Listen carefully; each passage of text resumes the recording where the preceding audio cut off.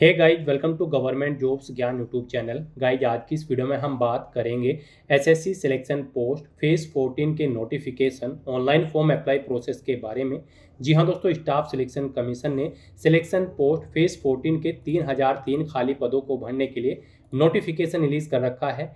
कैसे आप इस भर्ती में पार्टिसिपेट करने के लिए अपने फॉर्म अप्लाई कर सकते हो बिना कोई मिस्टेक किए हुए, इसकी पूरी जानकारी हम आपको स्टेप बाय स्टेप रजिस्ट्रेशन से लेकर प्रिंट तक इस वीडियो में देंगे। बस आपको इस वीडियो को स्किप के बिना शुरू से लेकर एंड तक देखना है। उसके बाद वीडियो पसंद आए तो इसे लाइक और शेयर कर दें। चैनल पर नए हो तो इसे सब्सक्राइब कर लें। लास्ट डेट की अपडेट है, केवल 2 दिन शेष रह गए हैं। आप जल्द से जल्द अपने फॉर्म अप्लाई कर लें। अंतिम समय में कैसे आपको अपने फॉर्म अप्लाई करने हैं जिससे आपका फॉर्म रिजेक्ट न हो, इसका पूरा प्रोसेस आपको इस वीडियो में बताया जाएगा। कैसे यहाँ पर आपको अपनी वन टाइम रजिस्ट्रेशन करना है, क्वालिफिकेशन की डिटेल आपको कैसे देनी है, इसेंशियल क्वालिफिकेशन की डिटेल कैसे देनी है, फेस ऑथेंटिकेशन आपको कैसे करना है, लाइव फोटो आपको कैसे यहाँ पर अपना कैप्चर करना है, सिग्नेचर कैसे अपलोड करने हैं, एग्जामिनेशन सेंटर आपको कैसे चुनने हैं जिससे आपका सिलेक्शन आसानी से हो जाए। पूरी जानकारी आपको इस वीडियो में दी जाएगी। बस आपको एंड तक हमारे साथ इस वीडियो में बने रहना है। तो बिना कोई वक्त गंवाए चलिए शुरू करते हैं। आपको इस वीडियो के डिस्क्रिप्शन बॉक्स में हमारी वेबसाइट IND-sarkari-naukri.in के इस पेज का लिंक मिल जाएगा। यहाँ पर आपको इस भर्ती के रिगार्डिंग सभी डिटेल्स प्रोवाइड कर दी गई है। स्टाफ सिलेक्शन कमीशन एसएससी ने सिलेक्शन पोस्ट फेज 14 के 3003 खाली पदों को भरने के लिए नोटिफिकेशन रिलीज कर दिया है। आप 4 मई 2026 तक अपने फॉर्म अप्लाई कर सकते हो। लास्ट डेट की अपडेट है, केवल 2 दिन शेष रह गए हैं। आप जल्द से जल्द अपना फॉर्म अप्लाई कर ले। अंतिम समय में कोई भी टेक्निकल एरर हो सकती है, तो उससे बचने के लिए आप जल्द से जल्द अपना फॉर्म अप्लाई कर ले। फीस पेमेंट की लास्ट डेट 5 मई 2026 है। फॉर्म में करेक्शन आप 11 से 13 मई 2026 के बीच कर सकते हो। लेवल 1 से 7 के तहत सैलरी आपको प्रोवाइड कराई जाएगी। मैट्रिक लेवल पोस्ट के लिए आप 10वीं पास होना आपका जरूरी है। इंटरमीडिएट लेवल पोस्ट के लिए 12वीं क्लास और ग्रेजुएशन लेवल की पोस्ट पर डिग्री होनी जरूरी है आपके पास इस भर्ती में पार्टिसिपेट करने के लिए। 18 से 25, 27 और 30 साल यहाँ पर आपकी आयु सीमा रखी गई है। जनरल, ओबीसी, ईडब्ल्यूएस के लिए 100 रुपये फीस है। SC, ST, PH वुमेन के लिए कोई फीस नहीं है। फीस का अमाउंट आप ऑनलाइन मोड से जमा करा सकते हो। सिलेक्शन आपका कंप्यूटर बेस्ड एग्जामिनेशन के आधार पर होगा। आप ऑल इंडिया से ऑनलाइन मोड में अप्लाई कर सकते हो। उसके लिए आपको इस पेज को नीचे स्क्रॉल डाउन करना है, इंपॉर्टेंट लिंक सेक्शन में आना है, ऑफिशियल नोटिफिकेशन PDF लिंक पर क्लिक करके इस भर्ती के नोटिफिकेशन को ओपन कर लेना है और इसमें से आपको पूरी डिटेल रीड कर लेनी है। यहाँ पर आपको सभी डिटेल्स प्रोवाइड कर दी गई है, जैसे कि क्या पोस्ट के नाम है, कितनी उसके लिए नंबर ऑफ वैकेंसीज है, कैसे आप अप्लाई कर सकते हो, कब से कब तक आप अप्लाई कर सकते हो, क्या आपका एलिजिबिलिटी क्राइटेरिया होना चाहिए। पूरी जानकारी आपको इस नोटिफिकेशन में दे दी गई है। आप सभी डिटेल्स यहाँ से रीड करें, उसके बाद अपने फॉर्म अप्लाई कर लें।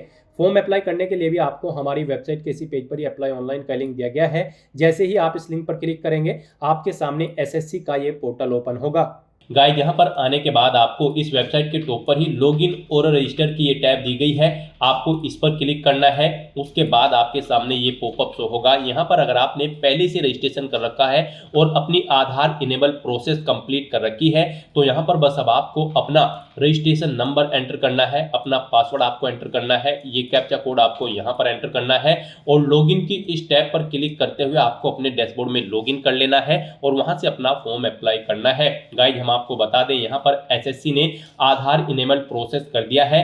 जी हाँ दोस्तों, यहाँ पर अब आपको अपना आधार वेरीफाई करना मस्ट है। बिना उसके यहाँ पर अब आप एसएससी की किसी भी भर्ती के लिए फॉर्म अप्लाई नहीं कर पाओगे।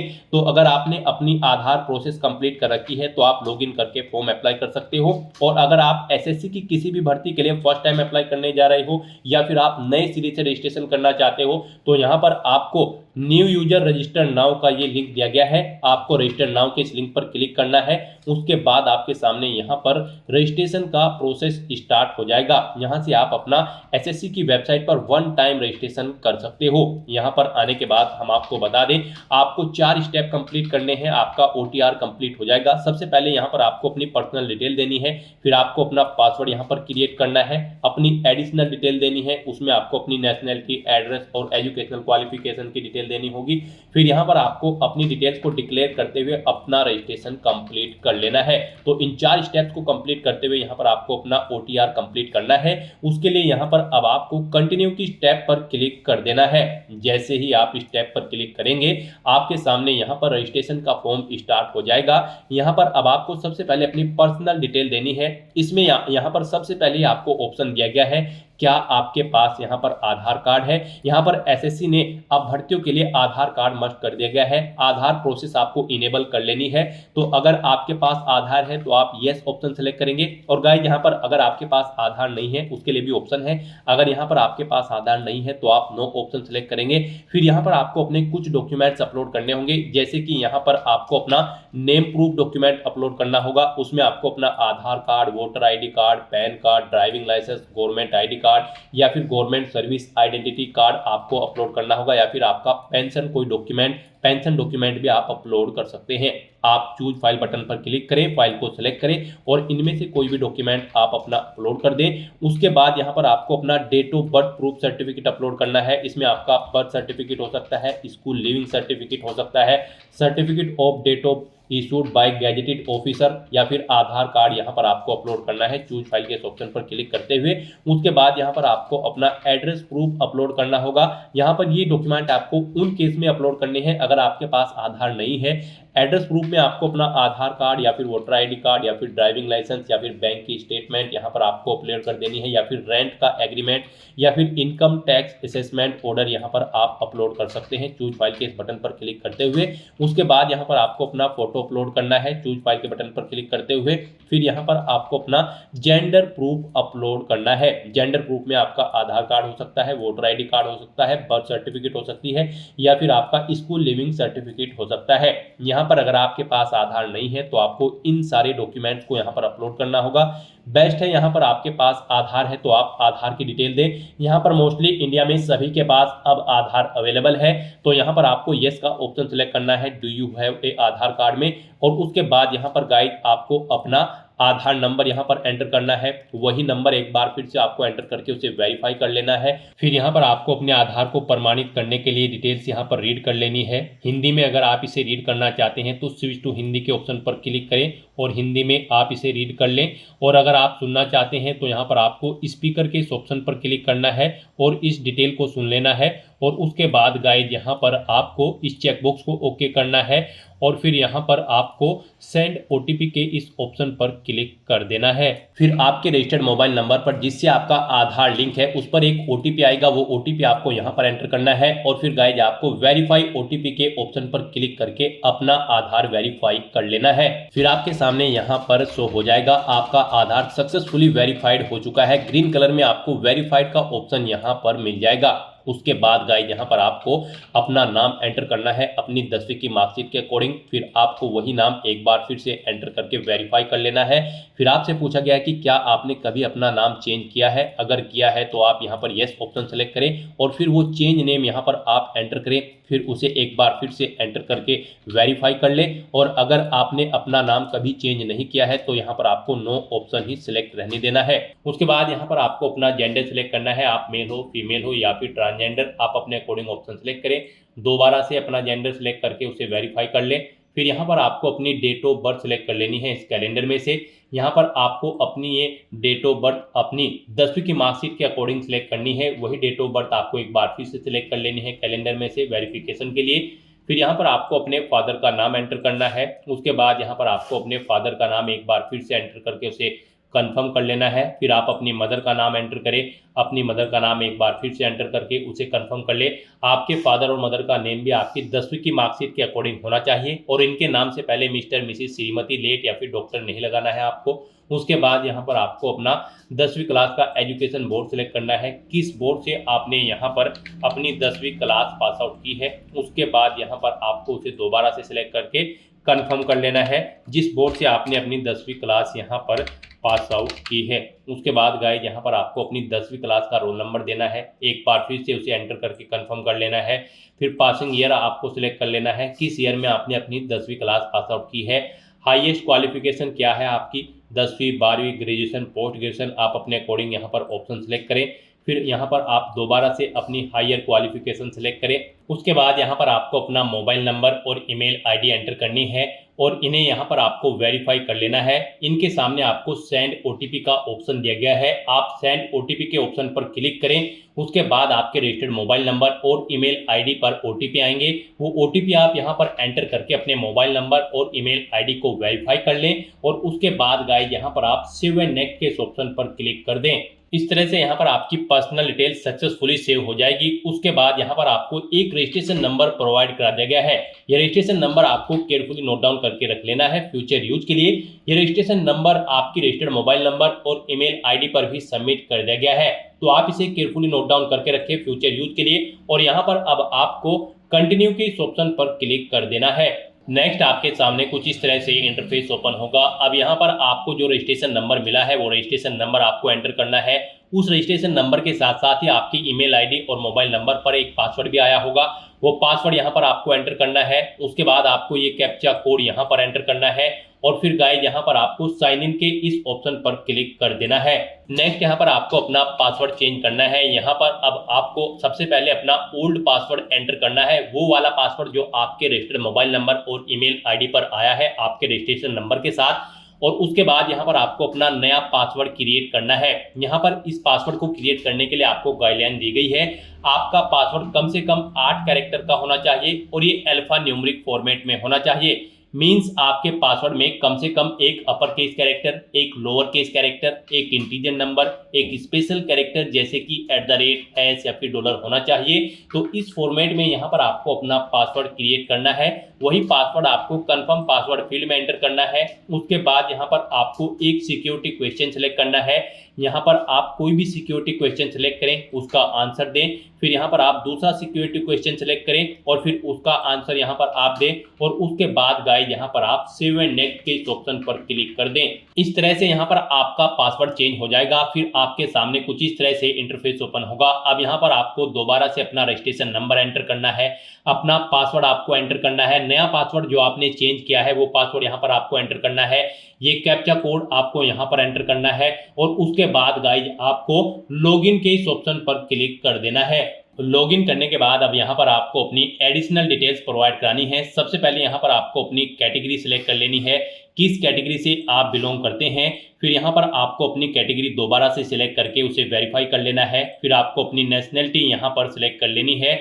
यहाँ पर सिटीजन ऑफ इंडिया अगर आप इंडिया से हैं। उसके बाद अगर आप नेपाल, भूटान या फिर टाइबेटियन हैं तो यहाँ पर आप अपने अकॉर्डिंग ऑप्शन सेलेक्ट करें। यहाँ पर अगर आप अदर कंट्री से हैं तो फिर यहाँ पर आपको अपनी नेशनलिटी की डिटेल देनी है। और अगर आप इंडिया से हैं तो यहाँ पर आप इंडिया सेलेक्ट करें, फिर आपको ये डिटेल नहीं देनी है। उसके बाद यहाँ पर आपसे पूछा गया है कि क्या आपकी बॉडी पर कहीं कोई कट या तिल का निशान है, तो उस पैलेस का नाम यहाँ पर आप एंटर करें। नहीं है तो यहाँ पर आप नो मार्क एंटर कर दें। उसके बाद आपसे पूछा गया है कि क्या आप PWBD कैंडिडेट हैं। अगर हैं तो यहाँ पर आप येस ऑप्शन सेलेक्ट करें और फिर अपनी डिसेबिलिटी का टाइप सेलेक्ट करें और फिर यहाँ पर आपको अपना डिसेबिलिटी सर्टिफिकेट नंबर देना होगा अगर आप PWBD कैंडिडेट हैं। और अगर नहीं है तो यहाँ पर आप नो ऑप्शन सेलेक्ट करें, आगे की डिटेल आपको डिसेबल कर दी जाएगी। उसके बाद यहाँ पर आपको अपना परमानेंट एड्रेस एंटर करना है। फिर यहाँ पर आपको अपना परजेंट एड्रेस एंटर करना है और अगर आपका परजेंट एड्रेस आपके परमानेंट एड्रेस के अकॉर्डिंग सेम है तो यहाँ पर आप येस के इस ऑप्शन पर क्लिक करेंगे। ऑटोमेटिकली आपका परजेंट एड्रेस आपके परमानेंट एड्रेस के अकॉर्डिंग फिल हो जाएगा। उसके बाद यहाँ पर गाइड आपको सेव एंड नेक्स्ट के इस ऑप्शन पर क्लिक कर देना है। आपकी एडिशनल डिटेल सक्सेसफुली सेव करने के बाद आपको डिक्लेरेशन सेक्शन में रिडायरेक्ट कर दिया जाएगा। यहाँ पर आने के बाद आप अपने रजिस्ट्रेशन फॉर्म का प्रीव्यू भी चेकआउट कर सकते हो। आप प्रीव्यू OTR के ऑप्शन पर क्लिक करें और अपने रजिस्ट्रेशन फॉर्म का प्रीव्यू चेकआउट कर लें और उसका प्रिंट आउट भी आप ले सकते हो। और फिर यहाँ पर अब गाइड आपको आई एग्री के चेकबॉक्स को ओके करना है और उसके बाद आपको डिक्लेयर के ऑप्शन पर क्लिक कर देना है। इस तरह से यहाँ पर आपका SSC one time registration successfully complete हो चुका है। आपको आपके डैशबोर्ड में डायरेक्ट कर दिया गया है।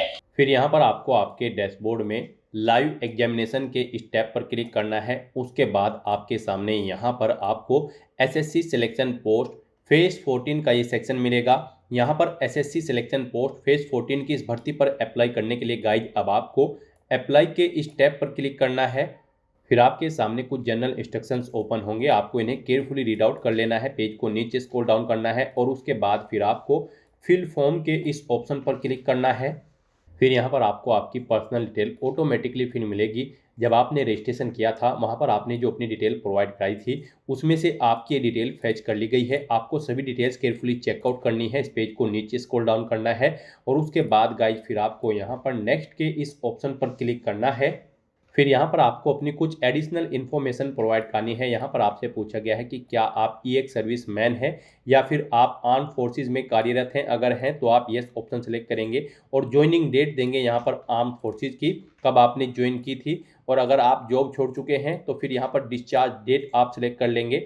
इनके अकॉर्डिंग यहाँ पर आपकी सर्विस की लेंथ कैलकुलेट करके यहाँ पर आपको शो कर दी जाएगी। इस तरह से यहाँ पर आप अपनी ईएक्स सर्विस की डिटेल प्रोवाइड कर सकते हैं अगर आप ईएक्स सर्विस मैन हैं। और अगर आप नहीं हैं ईएक्स सर्विस मैन या फिर आर्म फोर्सेज में आप कार्यरत नहीं हैं तो फिर यहाँ पर आपको नो ऑप्शन सेलेक्ट करना है। फिर आपको कुछ भी डिटेल नहीं देनी होगी। उसके बाद आपसे पूछा गया है कि क्या आप गवर्नमेंट एम्प्लॉय हैं, सेंट्रल या फिर स्टेट गवर्नमेंट के। अगर हैं तो आप यस ऑप्शन सेलेक्ट करेंगे और फिर यहाँ पर आप मिनिस्ट्री का नाम या फिर डिपार्टमेंट का नाम या फिर ऑर्गेनाइजेशन का नाम देंगे जिसमें आप कार्यरत हैं। और अगर आप कार्यरत नहीं हैं स्टेट या सेंट्रल गवर्नमेंट में तो फिर सिंपली यहाँ पर आप नो ऑप्शन सेलेक्ट करेंगे। इस तरह से अपने डिटेल्स प्रोवाइड करने के बाद गाइज फिर आपको यहाँ पर सेव एंड नेक्स्ट के इस ऑप्शन पर क्लिक करना है।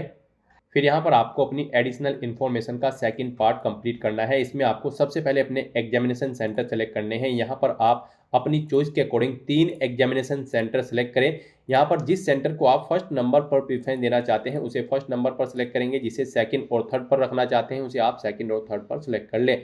उसके बाद आपसे पूछा गया है कि क्या आप PWBD कैंडिडेट हैं और आपकी डिसेबिलिटी 40% से अबव है। यहाँ पर आपको ये कॉलम इनेबल मिल जाएगा। अगर आपने रजिस्ट्रेशन टाइम में अपनी एक कैटेगरी फिल की होगी, अगर आप PWBD कैंडिडेट होंगे तो फिर यहाँ पर आपको डिटेल देनी होगी। और अगर आपने रजिस्ट्रेशन करते समय इस ऑप्शन को नो ऑप्शन सेलेक्ट किया होगा तो फिर आपके सामने यहाँ पर ये डिसेबल कर दी जाएगी डिटेल। इसमें आपको कुछ भी सिलेक्ट नहीं करना है। ऐसे ही फिर यहाँ पर आपको दोबारा से पूछा गया कि क्या आप PWBD कैंडिडेट है और आपकी डिसेबिलिटी 40% से अबव है और यहाँ पर आप बोथ आर्म अफेक्टेड या फिर सर्बल पैलिसी से अफेक्टेड है तो फिर यहाँ पर आपको अपनी डिटेल देनी होगी। अगर आपने रजिस्ट्रेशन में ये ऑप्शन इनेबल किया होगा, यस ऑप्शन सेलेक्ट किया होगा, और अगर आपने डिसेबल किया होगा तो ये भी आपको यहाँ पर डिसेबल मिल जाएगा। इसमें आप कुछ भी चेंज नहीं कर सकते हैं। फिर आपसे पूछा गया कि क्या आपको फिजिकल लिमिटेशंस है टू राइट एज पर पारा 9.2 और 9.3। अगर है तो आप यस करेंगे और फिर यहाँ पर आप अपना फिजिकल लिमिटेशंस का जो आपके पास सर्टिफिकेट है वो अपलोड करेंगे। चूज फाइल के ऑप्शन पर आपको क्लिक करना है, फाइल को सिलेक्ट कर लेना है और अपना सर्टिफिकेट आपको अपलोड कर देना है। और अगर आपको फिजिकल लिमिटेशंस नहीं है तो आप सिंपली नो ऑप्शन सेलेक्ट करेंगे।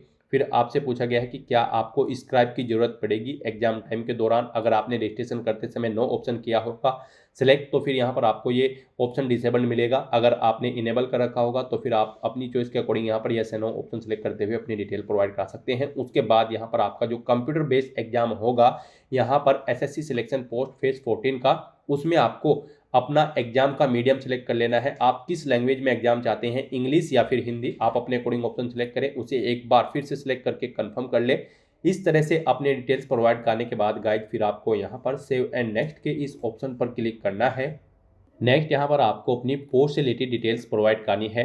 गाइड यहाँ पर सबसे पहले आपको अपना रीजन सेलेक्ट करना है।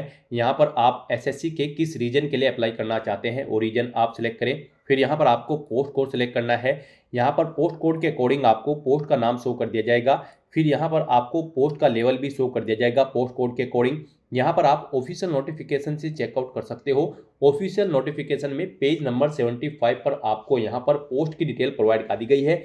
यहाँ पर आपको रीजन का नाम प्रोवाइड कर दिया गया है, किस रीजन में क्या पोस्ट कोड है, क्या पोस्ट का नाम है, क्या किस डिपार्टमेंट में वो वैकेंसी निकली है, कितनी आपकी आयु सीमा रिक्वायर्ड है, कितनी सैलरी उस पोस्ट के लिए आपको प्रोवाइड कराई जाएगी और किस लेवल के तहत वो भर्ती यहाँ पर निकली है, पोस्ट निकली है, हायर सेकेंडरी क्वालिफिकेशन या फिर 10th लेवल या फिर ग्रेजुएशन लेवल। और साथ ही साथ आपको यहाँ पर वैकेंसीज की डिटेल दे दी गई है, उस पोस्ट के लिए कितनी वैकेंसीज है, टोटल कितनी वैकेंसी है, किस कैटेगरी के लिए कितनी वैकेंसी है, सभी डिटेल्स यहाँ पर आपको ऑफिशियल नोटिफिकेशन में दे दी गई है। तो यहाँ पर आपको अपने अकॉर्डिंग अपना पोस्ट को सिलेक्ट करना है, आप जिस पोस्ट के लिए अप्लाई करना चाहते हैं। फिर उसकी जो क्वालिफिकेशन है वो आपको शो कर दी जाएगी। फिर यहाँ पर आपको अपनी क्वालिफिकेशन की डिटेल प्रोवाइड करनी है। यहाँ पर सबसे पहले आपको अपनी हाईएस्ट क्वालिफिकेशन सिलेक्ट कर लेनी है, जो आपकी हायर क्वालिफिकेशन है।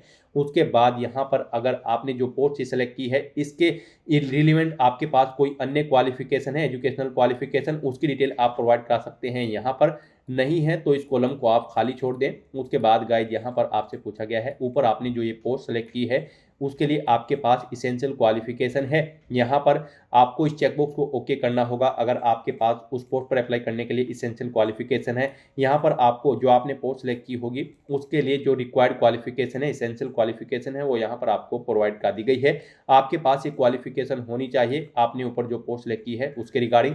तो यहाँ पर आपको इस चेकबॉक्स को ओके करना है। फिर आपसे पूछा गया है कि क्या आपके पास यहाँ पर रिक्वायर्ड इसेंशियल क्वालिफिकेशन है उस पोस्ट के लिए जो पोस्ट आपने ऊपर सेलेक्ट की है, तो यहाँ पर भी आपको यस ऑप्शन सेलेक्ट कर लेना है। उसके बाद आपसे पूछा गया कि क्या आपको रिक्वायर्ड एक्सपीरियंस है। अगर आपने कोई पोस्ट, जो भी पोस्ट यहाँ पर ऊपर सेलेक्ट की है उसके लिए एक्सपीरियंस रिक्वायर्ड है, तो फिर आप यस करेंगे और अपने एक्सपीरियंस की डिटेल देंगे। जैसे कि यहाँ पर आपको ऑर्गेनाइजेशन का नाम देना होगा, जिस ऑर्गेनाइजेशन में आप कार्यरत थे, अपनी डेजिग्नेशन देनी होगी, नेचर ऑफ ड्यूटी देनी होगी, किस डेट से किस डेट तक आप कार्यरत थे वो डेट आपको सिलेक्ट कर लेनी होगी।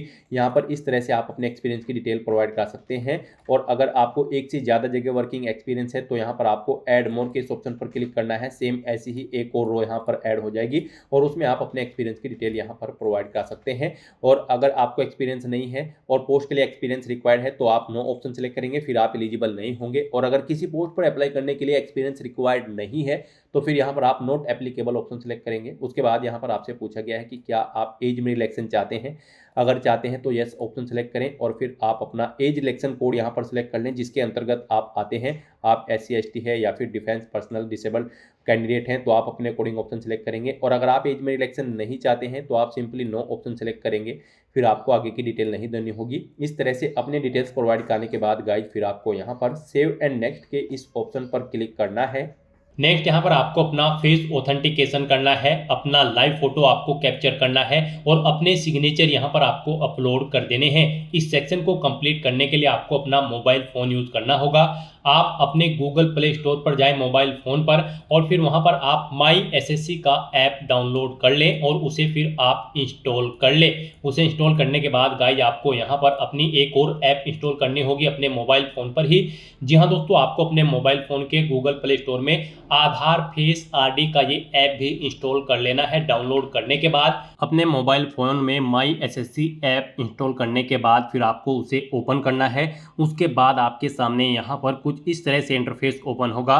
यहाँ पर आने के बाद गाइज आपको लॉगिन/रजिस्टर की इस टैब पर क्लिक कर देना है। उसके बाद आपके सामने यहाँ पर लॉगिन का पॉपअप ओपन हो जाएगा। अब यहाँ पर आने के बाद आपको अपना यूजर नेम एंटर करना है और उसके बाद आपको अपना पासवर्ड एंटर करना है। आपको ये यूजर नेम और पासवर्ड वही एंटर करना है जो आपने SSC की वेबसाइट पर वन टाइम रजिस्ट्रेशन करते हुए क्रिएट किया था। उसके बाद आपको ये कैप्चा कोड यहाँ पर एंटर करना है और फिर गाइज आपको लॉगिन की इस टैब पर क्लिक करते हुए अपने डैशबोर्ड में लॉगिन कर लेना है।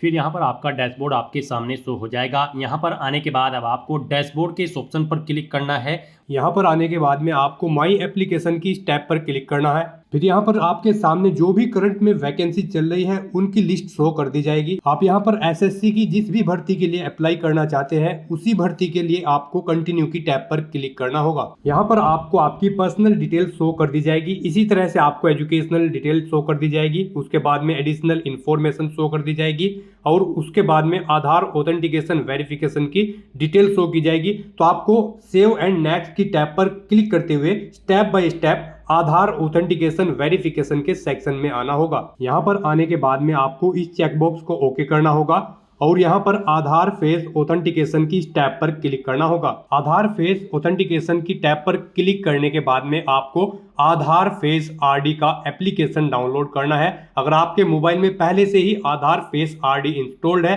तो आपको डायरेक्टली अपना फेस ऑथेंटिकेट करना होगा। यहाँ पर आपको अपना फेस इस सर्कल में लाना होगा और अपनी आंखों को 2 बार ब्लिंक करना होगा तो आपका फोटो यहाँ पर ऑथेंटिकेट हो जाएगा। उसके बाद में आपको यहाँ पर सेव एंड नेक्स्ट की इस टैब पर क्लिक करना होगा। फिर यहाँ पर आपको अपना लाइव फोटो कैप्चर करना है और अपने सिग्नेचर अपलोड करने हैं। ये आप अपने मोबाइल फोन से भी कर सकते हैं या फिर आप अपने कंप्यूटर से भी इन्हें कंप्लीट कर सकते हैं। उसके लिए आपको सभी इंस्ट्रक्शंस यहाँ पर दिए गए हैं। जिस स्थान पर आप अपना फोटो कैप्चर करेंगे वहां पर प्रॉपर वे में लाइट होनी चाहिए और प्लेन बैकग्राउंड आपका होना चाहिए और आपकी आंखें कैमरे की तरफ होनी चाहिए। बिल्कुल सीधा आपको देखना है कैमरे की तरफ और यहाँ पर रेड कलर का जो रेक्टेंगल होगा उसमें पूरा फेस आपका कवर्ड होना चाहिए। फोटो कैप्चर करते समय आपको कोई भी कैप, मास्क या फिर सनग्लासेस नहीं पहनने हैं। और यहाँ पर साथ ही साथ आपको ईयरफोन या फिर कोई अन्य डिवाइस भी अपने कानों में नहीं रखना है जब आप अपना लाइव फोटो यहाँ पर कैप्चर करेंगे। और उसके बाद में आपको कैप्चर लाइव फोटो की टैब पर क्लिक करते हुए अपना फोटो लाइव कैप्चर कर लेना होगा। लाइव फोटो कैप्चर करने के लिए आपको अपना फेस इस सर्कल के अंतर्गत लाना होगा। फोटो कैप्चर करने के लिए आपको अपना फेस इस तरह से लाना होगा जैसे कि आपका पासपोर्ट साइज फोटो होता है। फिर आपको इस ऑप्शन पर क्लिक करते हुए अपना फोटो कैप्चर कर लेना होगा।